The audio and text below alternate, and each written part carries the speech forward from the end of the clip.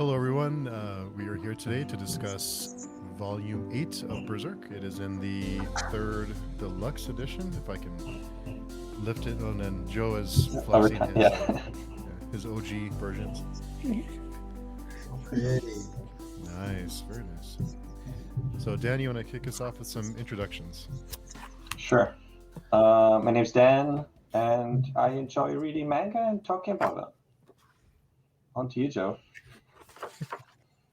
I'm Joe. I write books and I read manga, and sometimes I talk about books and manga. I speak good words. Author me. Marsha? Hi, I'm Varsha. I also like to read books and manga and copy other people's introductions. I have a YouTube channel called Reading by the Rainy Mountain, on which I post very occasionally. And yeah, most recently there's been a readathon going on in the Keymark Discord that I've been participating in. That's been a lot of fun. Nice. So I was going to try to find a book of mine to hold up. I had a box in here apparently like a day or two ago, and I think I stuck them in the basement. So, oh, no. Sorry. I'm trying to see if I have it here. My props are not coming through. I read Joe's book for one of my books for Keymark's readathon, so that was a lot of fun. Oh, cool. Yeah, a couple people did for Keymark. Yeah. Madison, who has a channel. Madison, I don't remember the name of her channel, but she just told me she finished it. Mm-hmm. Nice. Yeah. Awesome.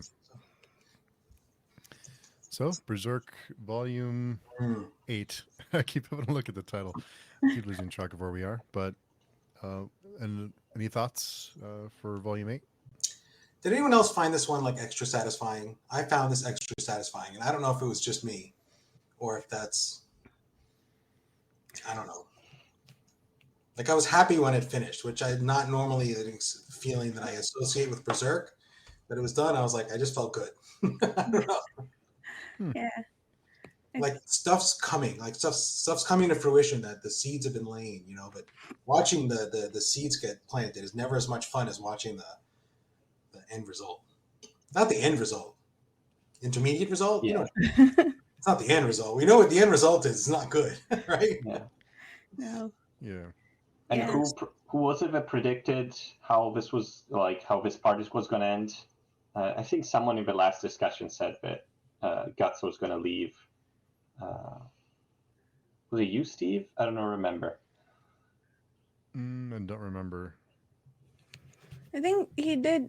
They just told us in the previous volume that he was thinking about leaving, no? Yeah, sort of.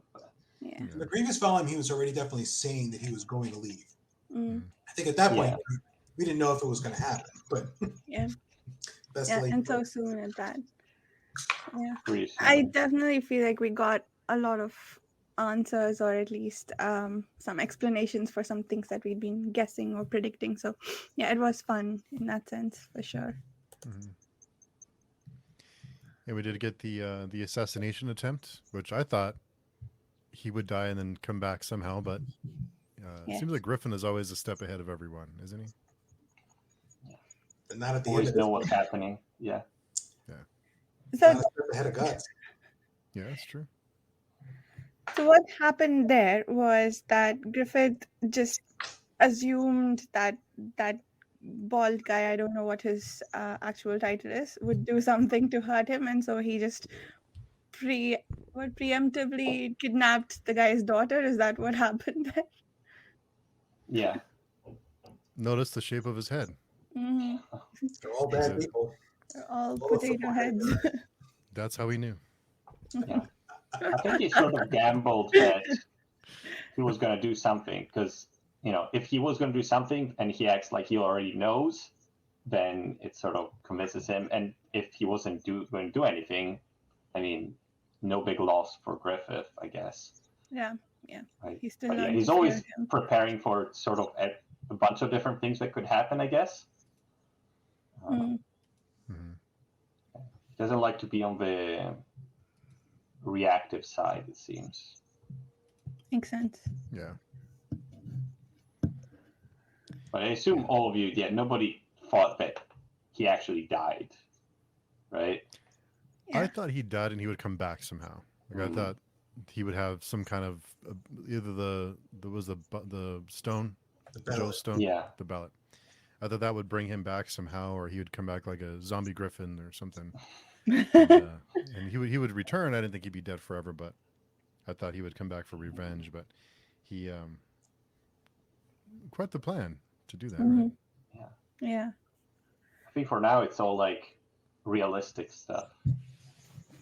He hasn't done anything magical yet, and used any magical artifacts or anything like that, I think. Yeah, I think the closest we've come is what the Behelit saved his life from the arrow when they tried to assassinate him. But that's just like a lump of material that is just amazingly in exactly the right spot. You can pass that off as not magical, right? And then this time is definitely not magical. So yeah, so far. I mean, that's happened a lot in wars, right? That people have things in their pockets or something, and then you show, oh, the bullet hit exactly there and didn't kill me, right? Yeah. Yeah.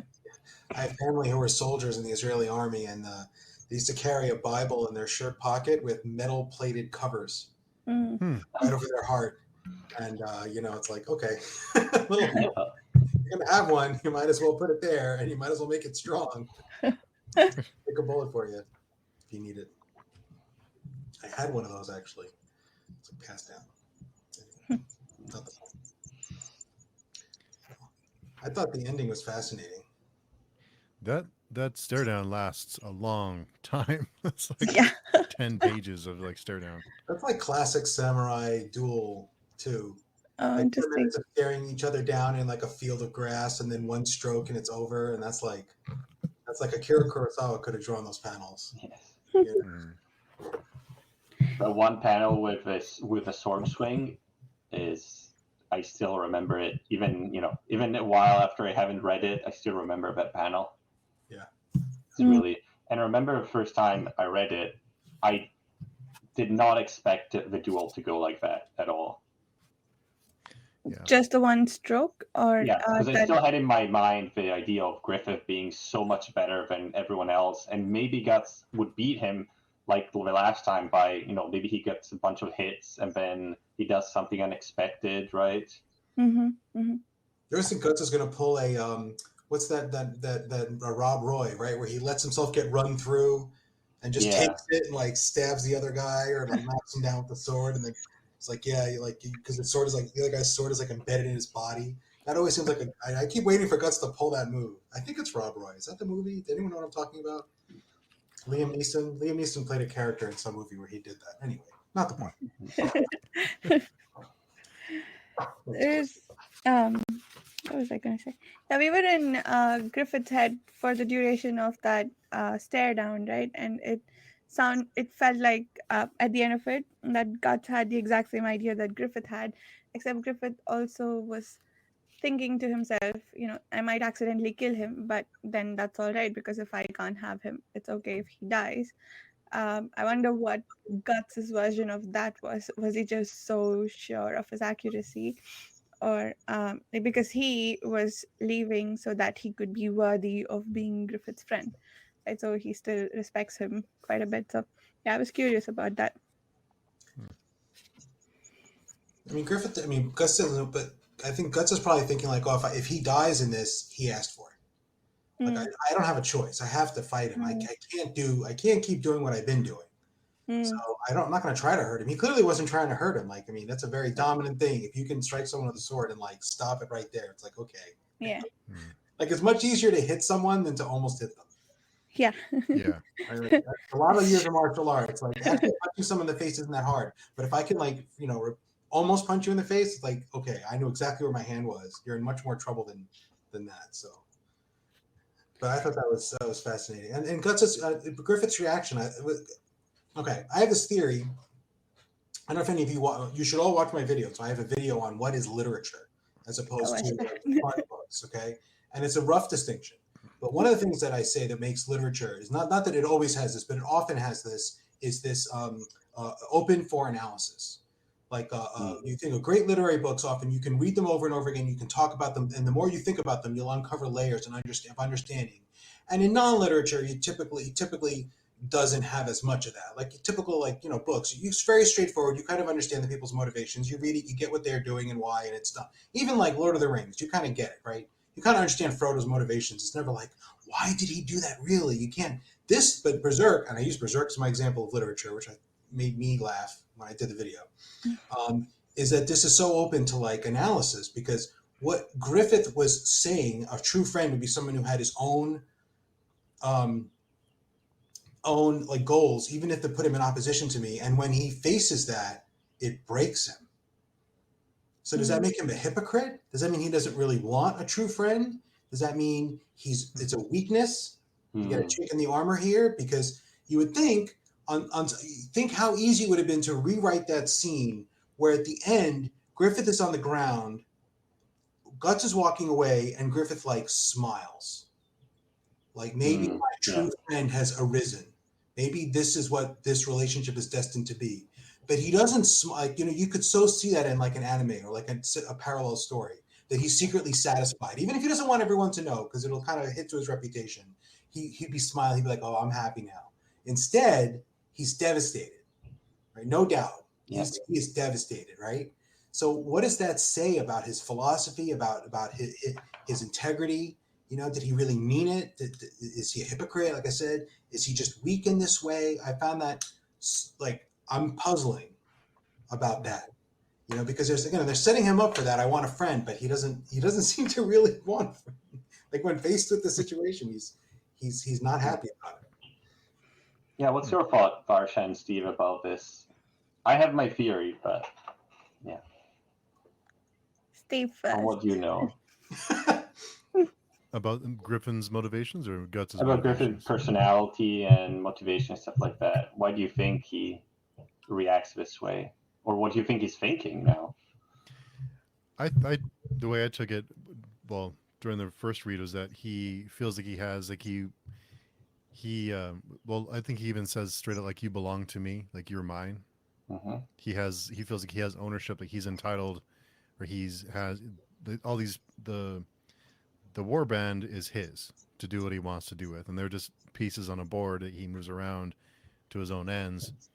And I don't know that he would really care if who made it or who didn't. He just uses them. He uses what they're best at to achieve his goals. That's just their tools in his toolbox. They're not people. He doesn't necessarily care about them. He cares about what they can help him achieve, and not about them as people. Kind of the way I took it. So when he gets defeated, do you think that fits in? I think I think he was embarrassed more than anything, because he has this persona that he has this era of invincibility about him, and he kind of got put in his place a little bit, and I don't think he expected it to happen that way. Varsha? So, yeah, that is what Joe said is very interesting. I was curious if that would be his reaction if Griffith knew why Guts was going out into the world, because from his perspective, Guts is just leaving, and apparently for no reason. He hasn't, like, the only person that Guts has discussed any of this with is Casca, I think, and I doubt that she told Griffith about Guts' motivations.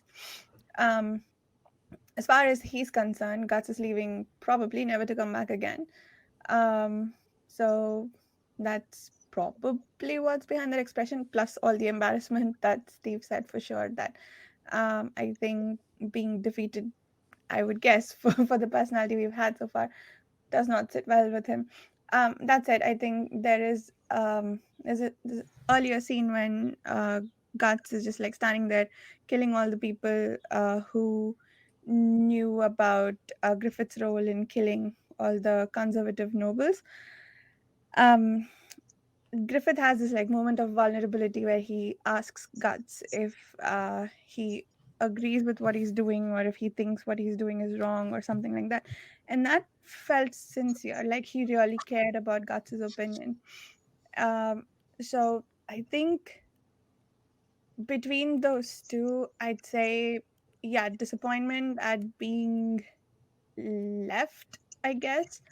But yeah, regarding his claim about what kind of friend he wants, I'm just thinking he doesn't know yet that Guts might come back as a friend if he just let him go just this moment. Mm. And I think Guts does a lot of the dirty work for him too, right? He doesn't. Yeah. I don't know that he can trust very many other people to do what Guts can do, Right. and keep it a secret. I don't know that anyone else is capable of doing it and capable of keeping their mouth shut too, because Guts is like he's a hammer. He's not. He's a blunt weapon. He's pretty straightforward.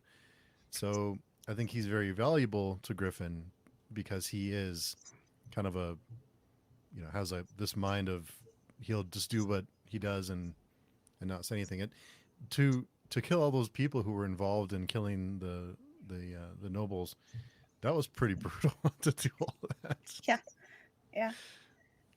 Yeah, I thought after the last assassination attempt that, the way how angrily he came to talk to Griffith, I thought it was going to be, I'm done with this stuff. I'm not doing your dirty work for you. But then he happily did all the dirty work. So I guess it was just the killing of the child that bothered him, not the number of people that he killed. Yeah. Yeah. I don't know. The way I interpreted the final part was that Griffith, because seems like the first time that he didn't get what he wanted to get, and I think it's because now maybe he thinks he's not strong enough to achieve his dream. Because because before he never failed, he was always able to somehow get what he wanted, right? Regardless of the price he had to pay, he was able to get it. But this time he wasn't able to get it. So maybe he's like, now maybe he's in doubt that he can even achieve what he wants to achieve. Because I think before, like, I don't know, like the way I imagine him, it's like, it's not like he acknowledges that other people might have other dreams and other objectives and other things they want to do, but because he's stronger, smarter, he has more drive, more will to achieve his dream, he can just sort of subjugate everyone else's dreams to achieve his own one, because he is strong enough and he's willing to do it. But maybe he's not now. I don't know. Maybe he's thinking that. I don't know if it's true, but that's the way I imagine it. Yeah. Maybe what he wants is not a friend, but just enough, all the tools that he needs to achieve his dream, perhaps.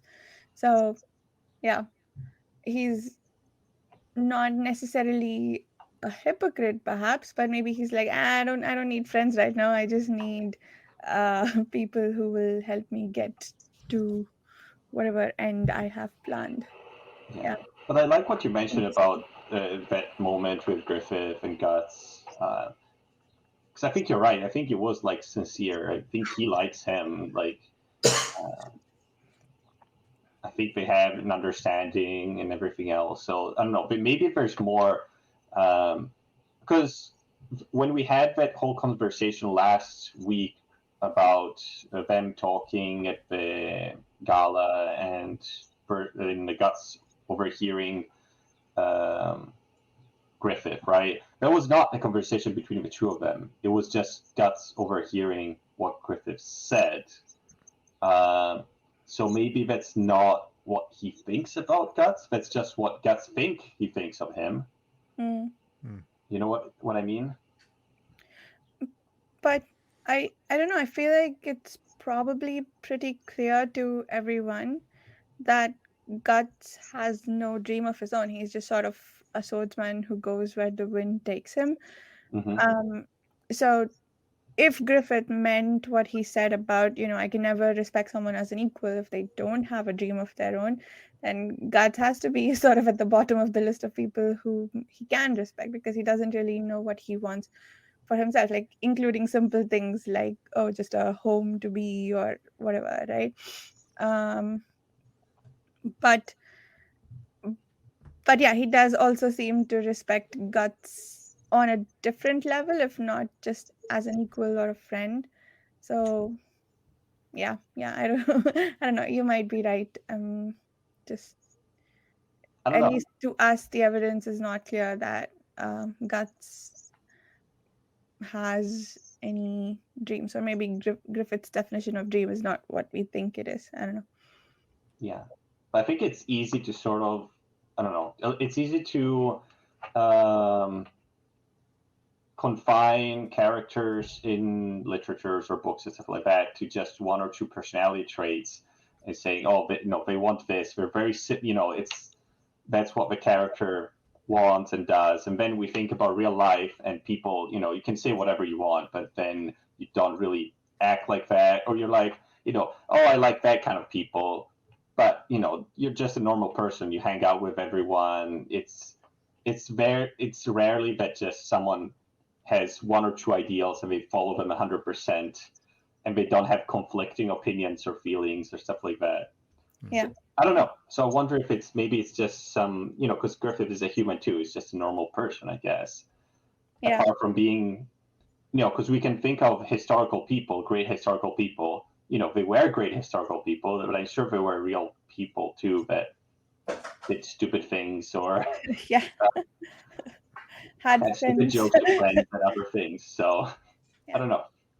I guess the other aspect of it that we probably haven't discussed is that, we're taking what Griffith said to the princess at face value. He may, or that might just be some stuff like that he's saying to impress her. People do that all the time, like just talk like you have some deep life philosophy to impress people. They're gonna find a book in like under his pillow, like when Griffith whatever. And it's like how to impress girls, like 10 speeches you can give, guaranteed to get you, make a woman fall in love with you. And that's like number 3. He's Yeah. carrying his book. Yeah, you can either do the Guts book and throw a woman down a cliff and into a river, or you can do the Griffith way and be a bit more subtle about it. Much easier than killing 100 dudes. Yeah. Yeah. But I mean, so Griffith we know he's been treating Guts in a special way from the beginning. It's been remarked upon by numerous people, including Casca. Yeah. So it seemed like, but always felt like it would. It always felt like he was more than looking for another tool. Like, yes, Guts is a great tool to have in your toolbox, but he always seemed to treat Guts with more like deference than just having a really good tool in your toolbox. It seemed to be more than that. The question is, what more? And then I wonder if, actually, Dan, I like your interpretation that maybe what's has him so devastated is not losing Guts, but a chink in his confidence. It's the first sign of doubt. Maybe what he's so devastated by is I just lost. Not that Guts is leaving. Like if Guts had been killed in battle, okay, Guts was killed in battle. That's sad, but I'm not devastated. Maybe what he's devastated by is he actually lost. And then that chink in his armor, like, oh, it's really, I think you're right. It's the first time we have any evidence of him not getting the thing he had his eyes set on, and maybe that's what's so crushing. And someone willingly just turning their back on him and leaving. Yeah, it's like that. It's like that. Well, he lost a sword fight too. I mean, that doesn't happen to him, right? Like in a very, very straightforward way. And that's the cover of Volume 9. So yeah, I guess we'll see. He's not going to be okay. He's not just going to be like, oh, snap. Guts is walking away like, I'm sure he'll just step up, get up, and like that was just a pebble on the path. I don't know. I don't think so. Right? That cover does not make it seem like that's what's going to happen. Yeah, that's a deeply disturbed man. Yeah. But it's interesting what you said, though, right? Because Guts, I think Guts thinks, like you said, that Griffith doesn't care, that he's just going to continue on his own path, and he doesn't care if he just lost because he's stronger than that or something, right? And Guts doesn't turn around to see his face. Yeah. And if he turned around to see that face, maybe he would have done something differently, like stay or something. Yeah. But that's what's so interesting. Aloha, Dolores. Hey, Dolores. Aloha, my book peeps. Sorry I couldn't join the panel. I had to rescue my boyfriend, so hope everything's okay, Dolores. Hope it's not giant sharks. Yeah, hopefully not. Austin turned this on. Didn't know it was about Berserk. Yay! What's up, y'all? Hope all is well. Austin, hope classes are going well. Good to see you. I did. So there's a couple of things that I feel like. Well, I have a couple of things. I don't know anything. I haven't read ahead. I don't know. I haven't had spoilers, but Casca, I don't think will make it. I don't know. Something. Okay. I don't see her making it very much longer. She's going to be caught in the conflict somehow. I don't know. Something bad will happen to her. But also Corcus makes a comment before Griffin and Guts battle. He says maybe losing an arm will teach you a lesson or something to that effect of kind of like maybe losing it. So I thought he was going to lose an arm. That's where. So I was expecting that to happen, but. And you know it does. Yeah, I mean, I thought it would happen now. I thought Griffin would be the one to take it, but. Yeah. Fair enough. Was it the panel with Casca superimposed on the sky, looking away in a forlorn way that makes you think that she's gonna die? And it just seems like it's being set up to where. Yeah. And I did like the like, don't you want it? Like, don't you want Casca? Like, don't you want to be second choice? Like, she's not interested in you, but don't you like, don't you want to be like plan B? It's just kind of like. Yeah, that is an interesting triangle, I guess. Casca is not going to get Griffith, and honestly, I don't feel like she liked him romantically. Griffith, like, she's just happy to admire him from a distance. It feels like she's kind of like yearning for more attention from him, but that's pretty much it, I would guess. I don't know if she wants more than that. But yeah, she was crying at Griffith's leaving, so that was interesting. They became fast friends after falling off that cliff together. So I think she's conflicted a bit now about what she feels. yeah, It's fair enough. I mean, Guts is too, to be honest. Well, he just denies that he feels anything. yeah. Well, I think for him it's more, admitting it won't help, I suppose. Similar to what Casca might be feeling towards Griffith, perhaps. But yeah, I don't know. Yeah, she gives off those vibes of like, I don't think it's going to happen, so there's no point pining after the guy. But at least I can, be part of his dream. Yeah, and I'm okay with that. And then Guts is not okay with me, but he I think he feels he's going to have to earn. He's got that very He-Man sort of. I'm going to have to earn Casca by having my own stuff. Yeah. I'm going to go get my own. Killing 100 dudes wasn't enough. I'm going to have to go. I don't know, get a kingdom or something, and be worthy of her. Yeah, I'm sure that will impress her. Which is such a guy thing. Such a toxic masculinity. I'm going to earn her by abandoning her, doing my own dreams for a long time. That's how I'll win her hand. Dude, get her some flowers. I don't know. Yeah. That's Guts' way of romance. And I did like the whole subplot with Julius and the Queen. I thought that was because Julius was caught in the crossfire. Well, he was assassinated, but having the Queen seek revenge on Griffin because of that, I thought it didn't really go anywhere. Like, it was kind of just to move everything along. It didn't seem like it was. But I thought it was a nice little touch. Yeah. Yeah, it's nice that it gives a bit more depth to the antagonist instead of just being, it's the evil queen, or it's just before it was just it's just the evil noble. But we did get a bit more characterization with the kids, and then now we get a bit more with this. So yeah, it is interesting, and it makes it so that they're not just bad people. I mean, they are bad people, but it doesn't mean they're 100% evil. They're just maybe 70%.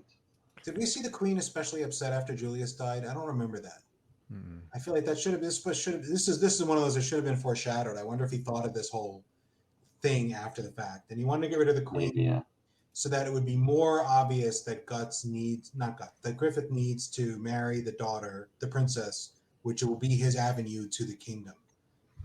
Right, like that only all works if a few of these, if it's like, oh, well, we wiped out all the other pretender, heirs to the throne.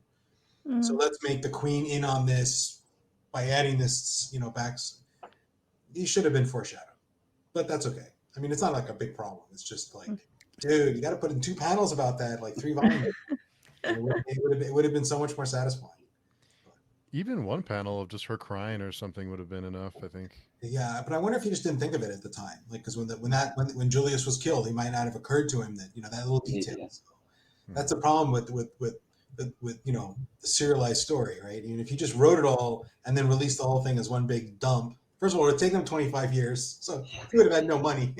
But the advantage is you can stick in these little go back, and this is what writers do, right? I think of something cool and I go, I gotta put a paragraph about that back 7 chapters ago, so it feels all foreshadowed and it's coming. It wasn't like what George Lucas did with Star Wars when he added things to make it connect with the first 3 movies later. that's Don't even fit in really in the pacing of a movie. I guess they fit lore wise, but yeah.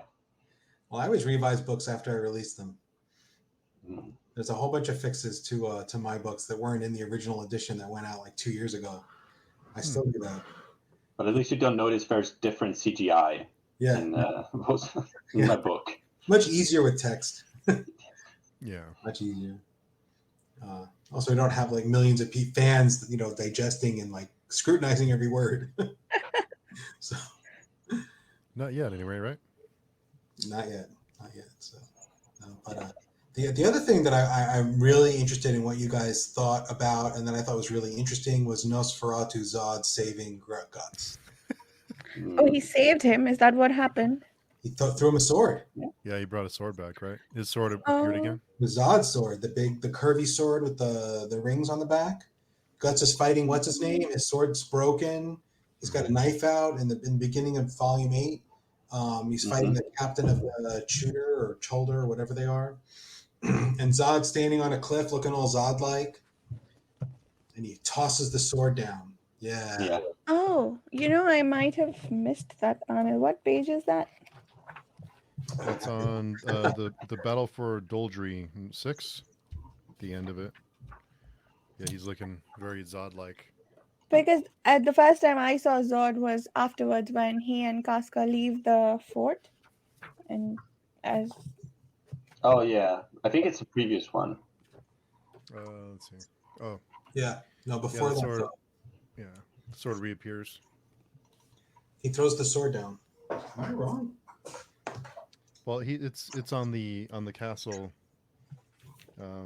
and Guts even says couldn't be, and then Zod is brooding a little bit away, and he says the eclipse will soon come. The demon advent approaches. So here, Guts is there. He doesn't have a sword. He's fighting the dude. The dude's cutting Guts' friends apart in that top panel. On the other page, Guts is very upset. And then there's Zod on top of the cliff. Zod picks up his sword with his giant veiny arm, and he throws it down. There you go. Oh. So Zod's on top of that. Zod on the horse.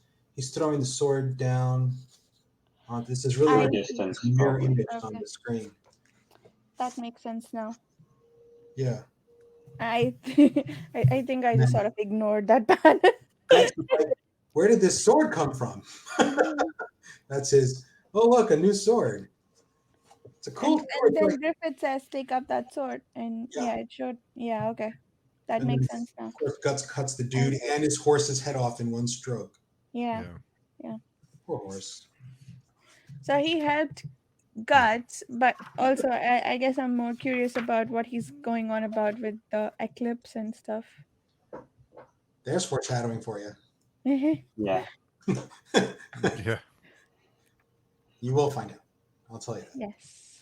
I mean, I guess it's obvious. The feels very Yeah. Avatar-like eclipse. There's So still why some volumes left before we get there. Yeah. So why did Zod throw? Why did Zod save Guts? Why does Zod save Guts? I'm trying to remember what happened the last time they met. He saw the Behelit and he ran away. But did he have any parting words for Guts? He said, "You're doomed." Yeah. When that man, what is it? When that man's dreams break Yeah. or destroyed, something like that. I'm trying to remember. Yeah, it was Something basically like when that. Griffin achieves what he wants to achieve, then beware. Right? Is that kind of the gist of it?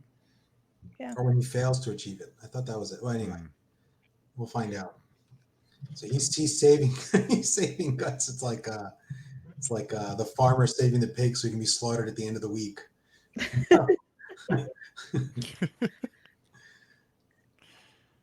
I wonder if Guts' entire motivation to leave was that conversation he overheard, or if what Zod told him had something to do with it as well.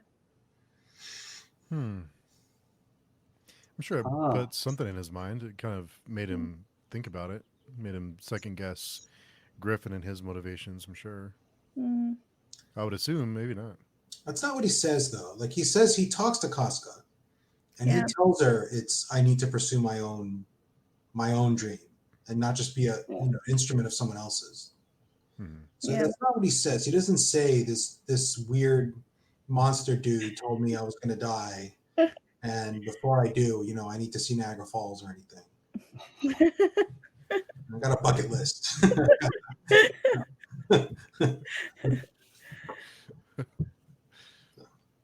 Maybe that's all Guts needs, just Niagara Falls.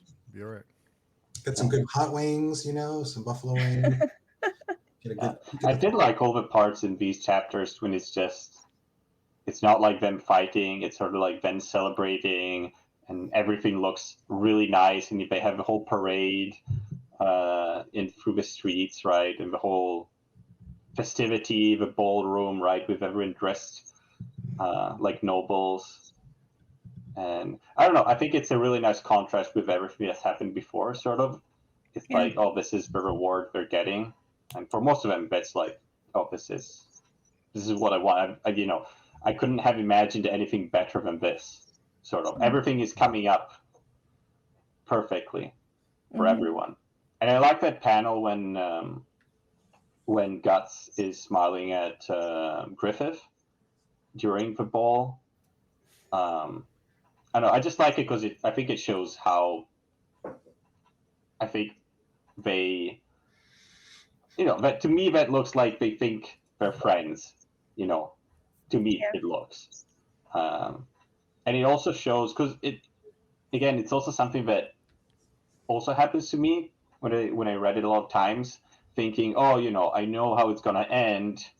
So Griffith, sort of everything he does looks a bit sinister, or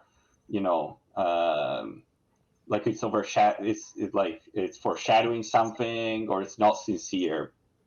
But I don't know, the more I think about it, the more I'm like, this is just my bias. And I think he looks sincere in a lot of these parts, and he's just happy that everyone else is also getting their part, and then his plans are succeeding, and Yeah. I think when he tells Guts later in the woods again to not tell anybody else about what Guts did for Griffith, I think that also felt, I guess, to add to what you said, it felt a bit sincere that, he genuinely cared about how the Band of the Hawks saw him, and they wanted him to respect him, that he earned everything by, the right means, and he didn't, do dirty things like assassinate Julius or killing the queen by setting fire to her building. Yeah. And loose lips sink ships, right? Like, they all know someone's bound to get drunk and say something. Yeah. So I think that's part of it too. and also I think I don't know if we talked about it in the last volume when when he's headed back to the castle, I think, for something, and then he hears that Guts and Casca are back, and he comes back to meet them because he's so happy that they survived. I think, yeah, all of those did not feel like manipulation. Like those were little sparks of humanity in his other relentless march towards ambition. Like if he were one to put his ambition over any of his friends, then he would have just done the thing that he was originally planning to, right? Like, I'll see them later. And it didn't feel like I need to keep these guys happy because they are who will help me later on. It just felt like sincere, my friends are back.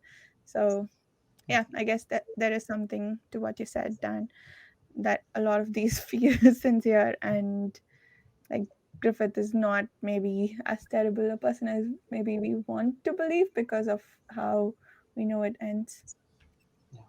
I like to think about this stuff because it helps me personally to emphasize with the characters, understand why they're doing it, and not just say, oh, it's just the protagonist against the antagonist or whatever. It just, it makes everyone a bit more relatable, which makes it a bit more interesting personally. Yep. And his plan to get the princess, I thought it didn't even occur to me that was his plan. That it makes sense that, to kind of clear the path for him to be, to know the next step. Yeah. I don't think the king's generosity would extend all that way, or if it did, then the conservatives and the queen wouldn't be too happy. Yeah. The princess does seem to like him though quite a lot. Yeah. So seems like a very classical romantic sort of, all the princesses, falls in love with this low-born commoner that is, let's say, he's a hero or something, right? Yeah. The bad boy. She didn't eat while he was away on the battlefield. Yeah. She also seems really young. Yeah. She's 17, I believe, or 16 17. maybe in this volume, I think. Okay. I think it's mentioned at some point, maybe in the future volumes. I think it's something like that. I'm trying to remember how. Sorry, go ahead. Sorry, go ahead. I think Griffith is also around that age, I think. I think they're all fairly young. I think maybe he's around like 19 or 20, I think. That's it? I thought, but maybe I'm wrong. I don't remember if I read it or if it's just my mind, I invented it. Let me check, actually. I'll just do a quick Google search while you...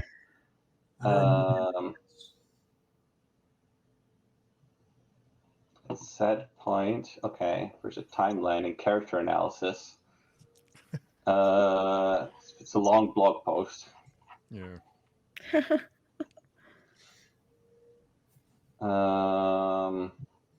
I think, based on the quick scan of Google here, that they're all... maybe Griffith is like 23, 24. Guts and Casca around 22, 23. And here it says the princess is about 20. Okay. But that's just from a very quick Google search. But I think they're all very young. Well, very young, I guess. Maybe I feel young now that I'm older. But when I was 20, I probably felt, they're all adults. Right age. Yeah. We can calculate how old Guts is. Right. Yeah. They were very specific in the early parts of this arc about how old he was, and then it was so many years with the best band. And was he 15 when he hooked up with the Band of the Hawk? And he was 15 when he started. Yeah, it's been 3 years as he's leaving. He said it's been 3 years with these guys, so he's got to be around at this point. I mean, the more so maybe he's 18 now. Yeah, right at this volume, and then ish, and then I don't remember anything else, but we definitely had a timeline for Guts. So that would make Griffith 20 and the princess 17, which I think makes sense. And sorry. And we're assuming Griffith is about Guts' age? I think it's slightly older. I think it's a couple of years older, but not by much. We're all, again, early 20s, late teens, I guess, sort of. And some other members of the band are also around that age, like Rickard and Shudo. I think they're about that age, all of them. I feel so unaccomplished, man. When I was 22, I hadn't led a band of mercenaries to do anything. Yeah. That's why it's very interesting when we have some fancy books where the hero is not 20, but he's like 40, and he's had a life that now he becomes a hero. I don't know. I've come to enjoy that. Yeah. That's good. Trying to think what else other than the round head that seems to have certain character traits. Yeah, visual storytelling, I guess. Yeah, I thought that was what Guts said at some point, that he didn't want to that he's in the beginning when he was young, he would always look for approval from, I forget the guy's name, but his father figure. Gambino? Gambino. And he didn't want to do that again. He didn't want to keep looking for approval from Griffith. Like, he has explicitly replaced Griffith, replaced Gambino with Griffith, but he doesn't want that. He wants to be his own person. So I really sort of like that growth in Guts, that he didn't just go to his happy place, that he's finally getting approval and appreciation. He's like, no, this is not how I want it. I am going to earn it a different way. So I thought that was really interesting. And yeah, that might be one of the reasons why Joe, what you said about feeling satisfied at the end of it, I think I did like this volume particularly.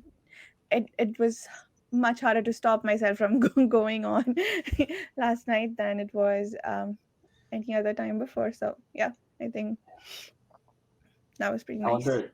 I think it's even harder for me and Joe. I don't know how you feel, Joe.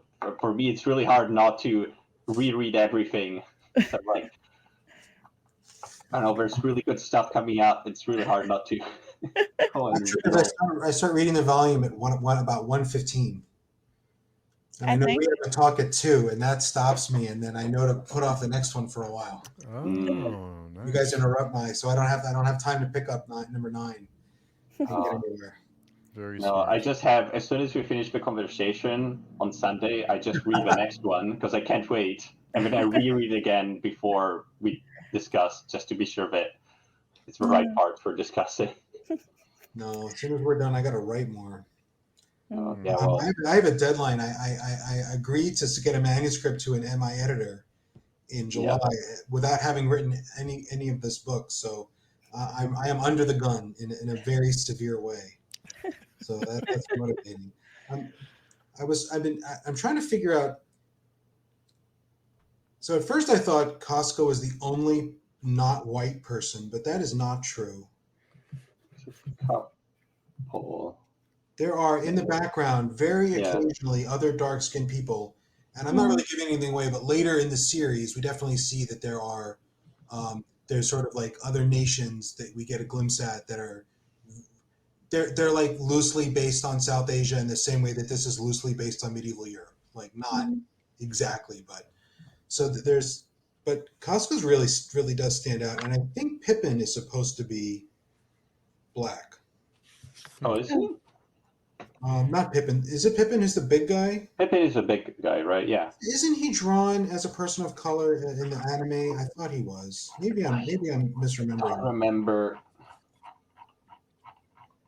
But I also do know that it's, how to say, representation of people not Japanese in anime and manga is rarely very accurate.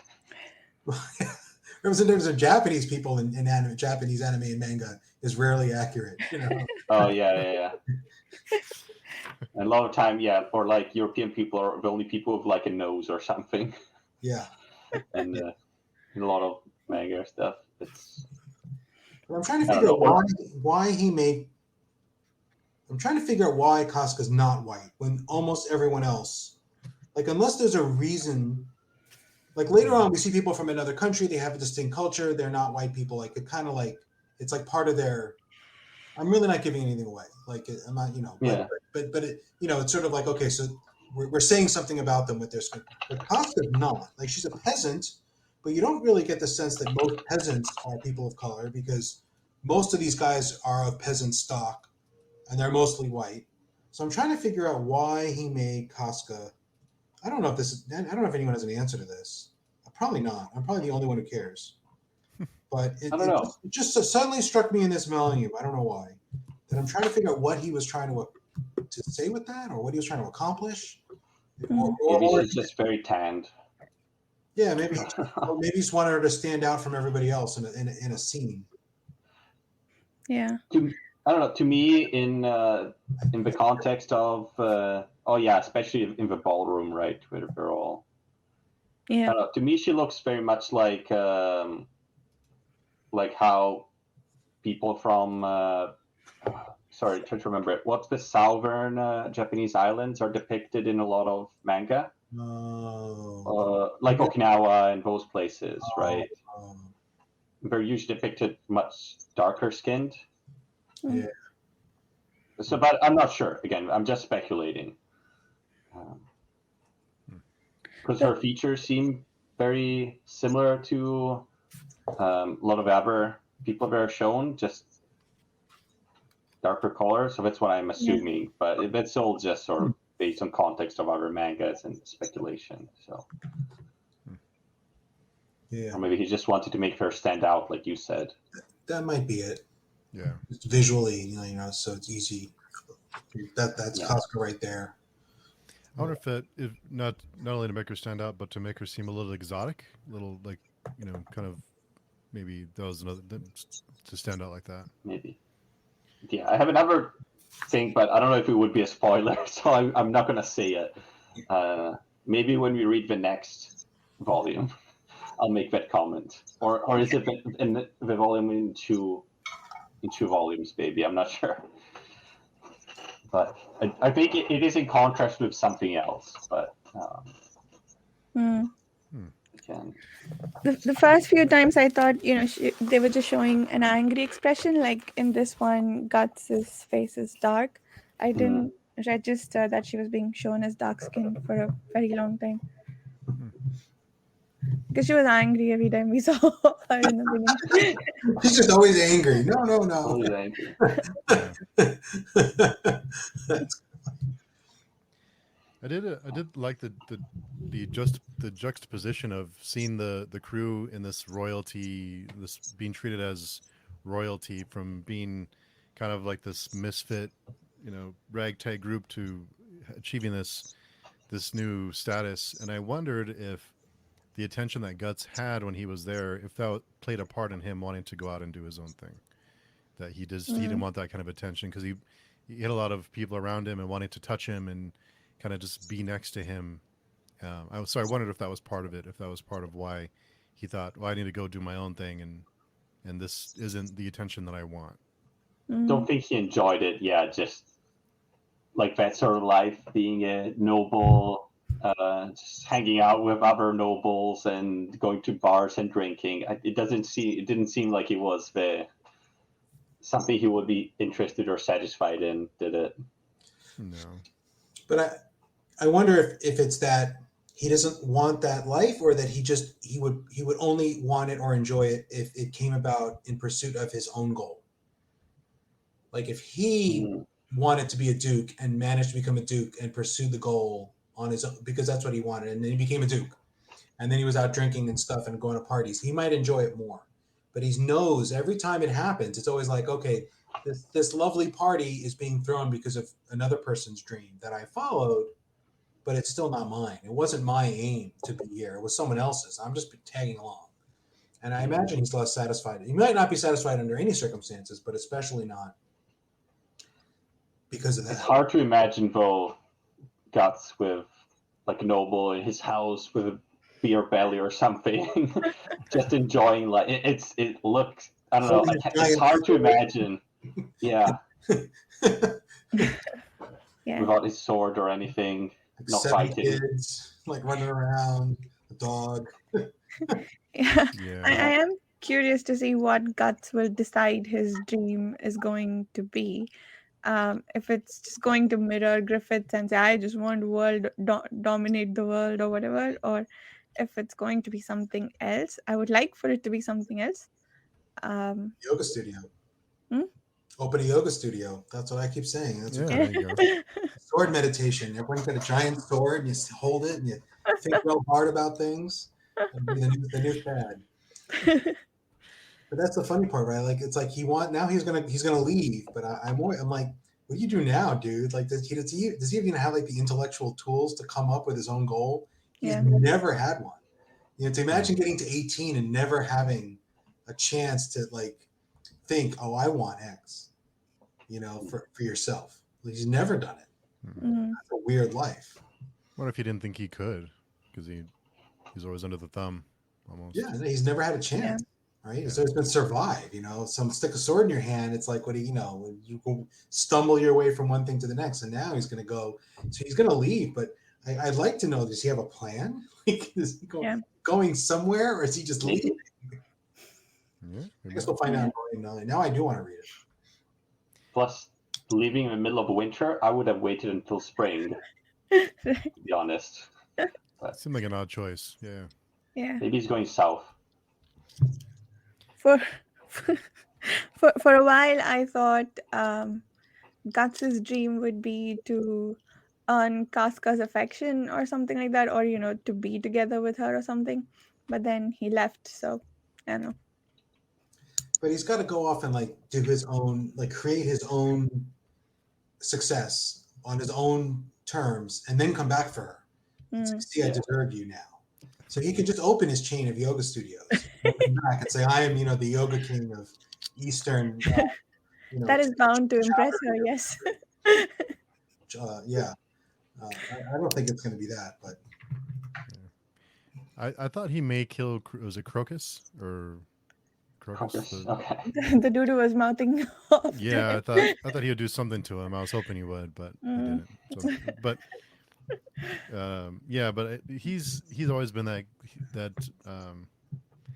character that you just want to see fail. Like that. He's just like the look. He's even drawn that way. I think he's the presentation. I think he's meant to be annoying. That character. Yeah. I think he's meant to be. Well, it's meant to be. What he really is most of the audience reading, because that's what most of the audience would actually do in this situation. Instead, most people think they are Guts or someone else, but who they really are is Crocus, probably. See, I always read him as that guy in your friend group who like just insults everyone but doesn't really mean it. Yeah. Who's just kind of crude that way. And you may think he's kind of a jerk, but that he doesn't really mean any of it. And that's always how I read Crocus, but I'm probably wrong. I'm trying to remember what happens to him later, and I can't remember. If I'm sure something.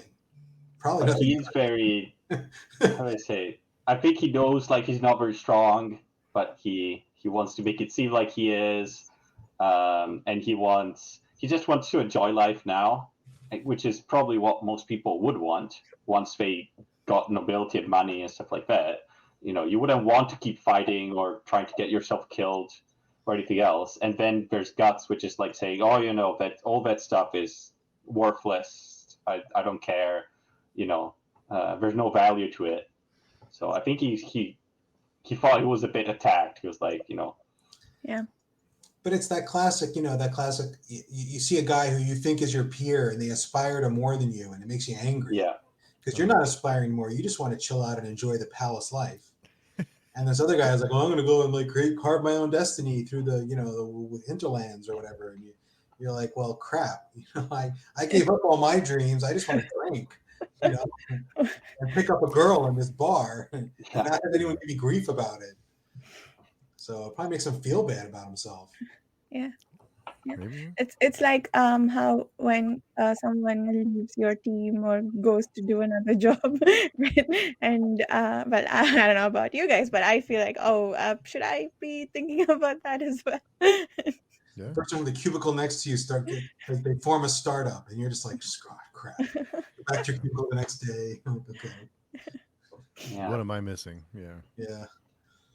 Yeah. That's why I think he's like most people, because in reality, most people don't have the drive to sacrifice everything to achieve whatever thing they dream. They're just like, they want a nice life, comfortable life. Yeah. So Yeah. but He'll have his manuscript done by July, but still have time.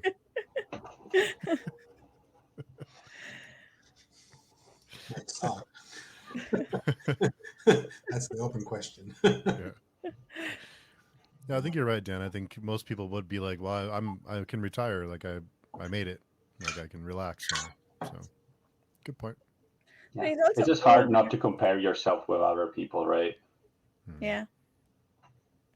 He's also older than the average band age, it seems like. But yeah.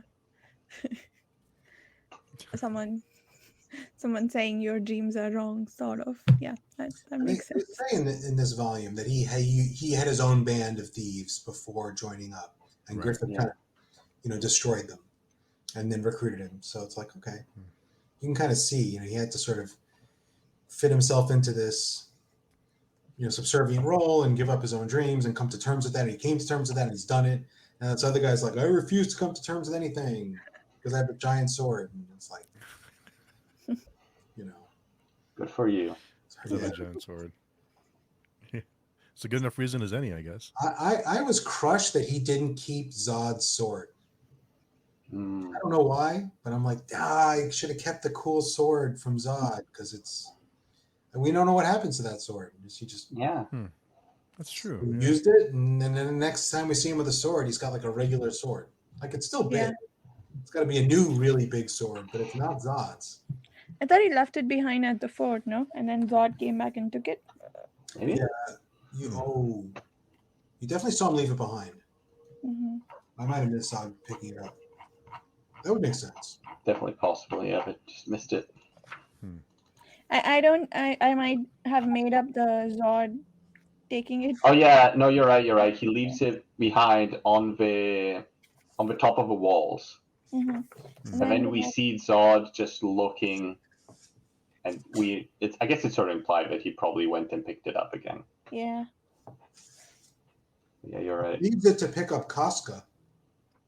Yeah. He leaves it to pick up Casca, right? Because she's hurt. She's poisoned. Oh, that's Yeah. right. Maybe he wanted to go pick it up back, but he was gone by the time he was back. Who knows? Casca's silly face. I think we saw Griffith make a silly face in this one. Oh, I missed it. There's a couple of things, I think.